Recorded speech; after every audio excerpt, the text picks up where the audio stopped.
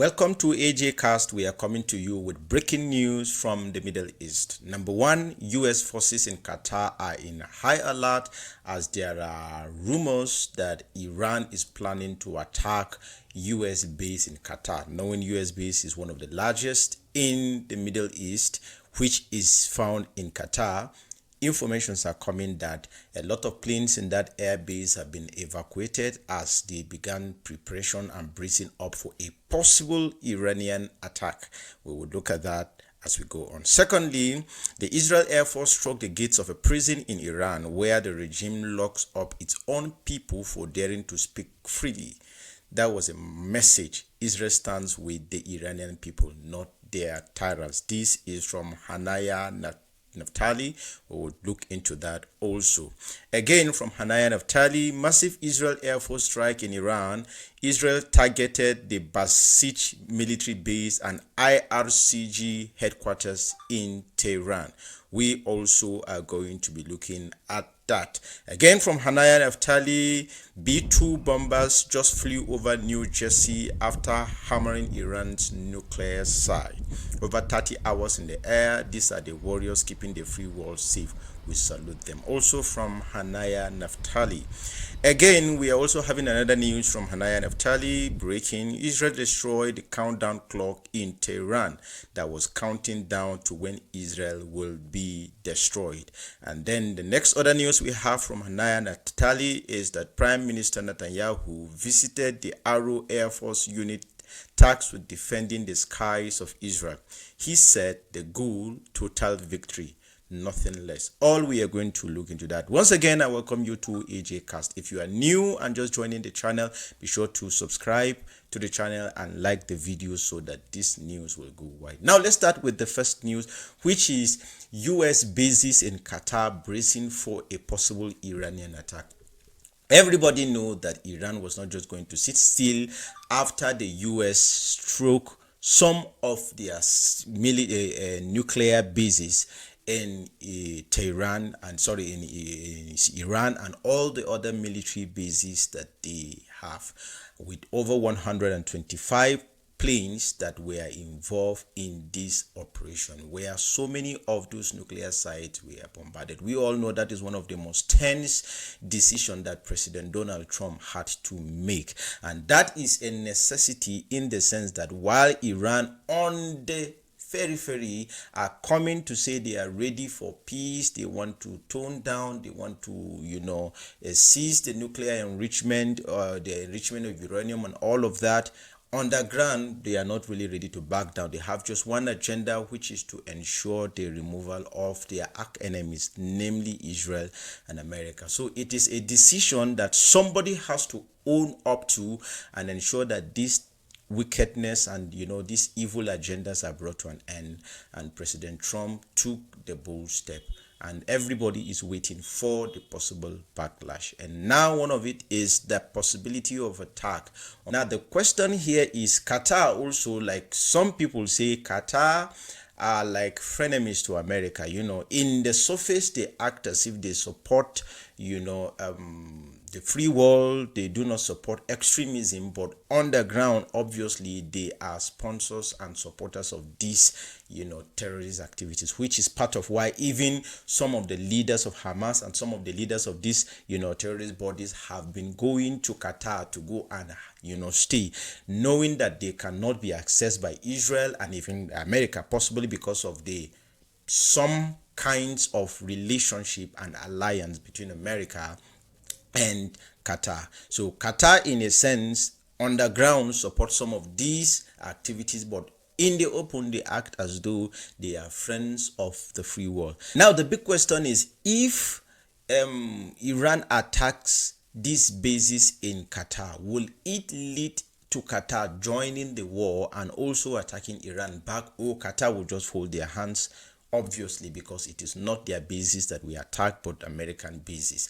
And if it is another country that attack any kind of target in Qatar, for example, some of the Hamas leaders have been going to Qatar to go and hide there.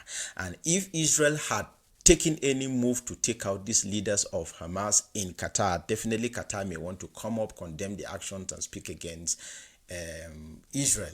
But the big question is, if Iran attack the bases of US in Qatar, will Qatar come up to speak and condemn the actions, saying that this attack were carried out in their home soil? And will Qatar also join the effort to neutralize the current Iranian regime or not? That is something that is yet to be seen, and the whole world is watching and bracing. Of course, I've heard that they have moved out most of their military planes from those strategic locations in case if something like that come up, at least the damage is going to be minimal. Don't forget, it is said that the US base in Qatar is one of the largest, military base of US in the Middle East. The whole world is watching, and if that attack does happen, what will be the retaliation of US? And of course, Iran is also, weighing their options. Are they ready to really fully drag US into this full-time war or not?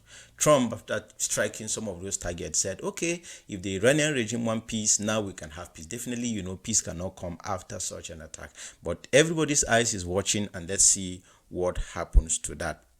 Now, the next news we want to look at is, that the Israeli Air Force struck the gates of a prison in Iran where the regime locks up its own people for daring to speak freely. That was a message. Israel stands with the Iranian people, not the tyrants. Now, I think this action that was carried on by Israel, striking this particular, prison and releasing the prisoners, it is an effort by Israel to try to raise up enough resistance and protest and disruption in Iran itself. Israel knows that their actions alone cannot topple this Iranian regime and bring an end to it. It takes the effort of the Iranian people to really bring down this regime. And of course, it has been proven over time that if the Iranian people are not against the current Islamic regime, this IRCG regime, definitely Israel knows they will not be able to topple this Iranian regime. They will not even succeed in their endeavors in the Middle East, or in Iran to be exact. So what are they doing? They are trying to see how they can raise up enough opposition, enough people standing up against the regime, because obviously at the end of the day,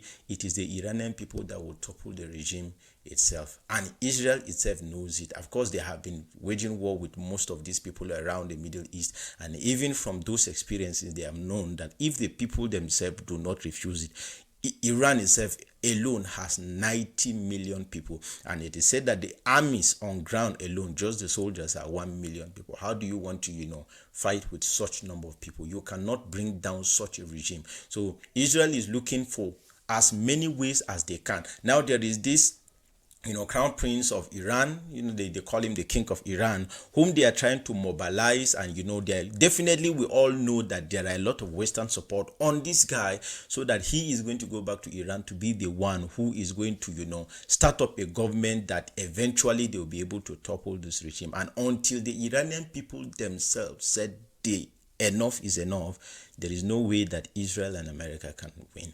And if care is not taken, at the end of the day, they will find themselves back to where they started initially. And that is why all of these efforts are in place. And now they are trying to open the prison. Of course, the prisoners will have one or two things against the current Iranian regime. And definitely, if they have a chance to stand up, they would want to stand up against the regime and topple it down. So these are the people, Israel are trying to mobilize and wake up. While they are doing these strikes, they are also sending messages that are calculated to, make the Iranian people to stand up and revolt against their government. They want to, make initiate a revolution within the Iranian people, so that they would stand up, and topple the regime.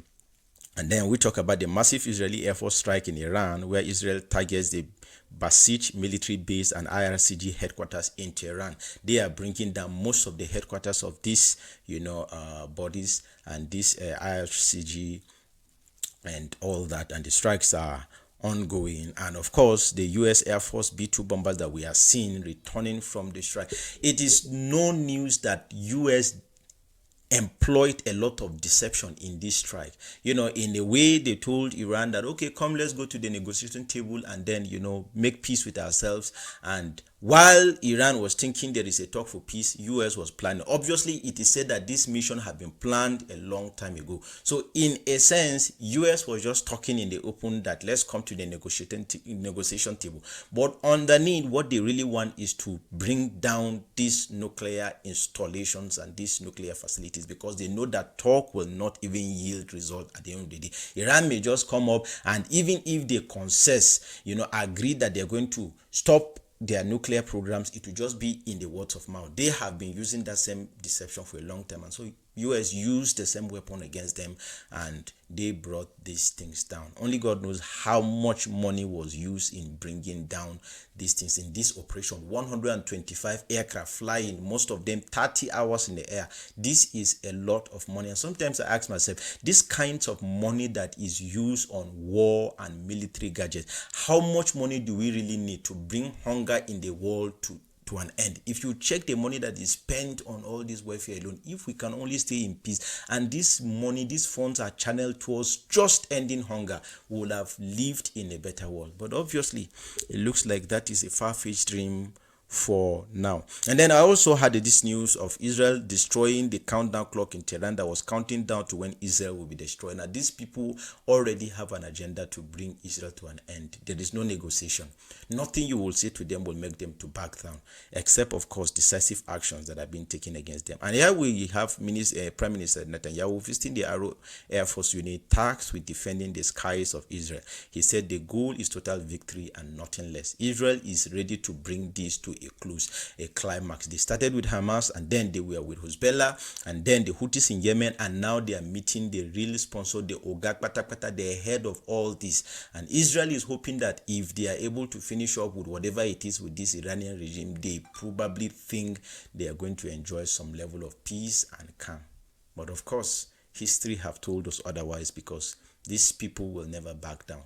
This Islamic extremism is a monster that when you cut down one head, oftentimes more heads grow up in its place. But the big question is, do you fold your hands and do nothing because you cut down one head, more heads grow up in place? You have to do what you have to do to keep yourself and your people safer. We just pray that God is going to intervene and bring these rounds of violence to an end. The painful part is that human lives are at stake in all of these things, and both in Israel and in Iran, innocent people's life are being lost, and that is the painful part of this. They deserve to live, they deserve to be happy, they deserve the best in life. If only the world can be rid of all these power hungry, war hungry people, the world would have been a better place. But all the same, we will keep an eye on these situations and keep you updated. So be sure to like the video and subscribe to the channel, turn on the notification bell so that you'll be notified when we post another video like this. Thank you for watching, and see you in the next video.